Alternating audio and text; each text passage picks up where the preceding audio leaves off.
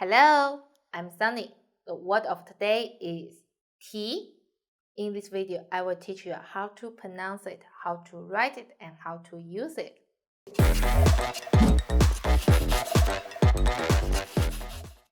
First, let's read together. Tea.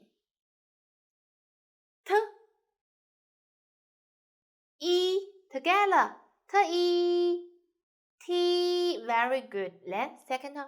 T. Good. Now let's write it. 我们一起写。竖，横折，横，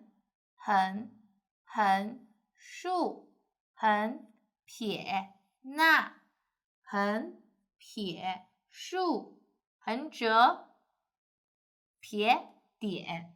T means question. This question is for your practice or exam.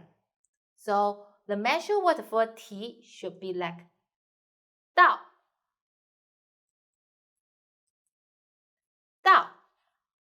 We say 这道题 this question.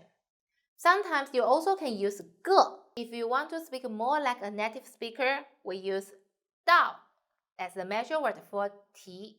So for example, there are 10 questions in one paper. 一张试卷有10道题.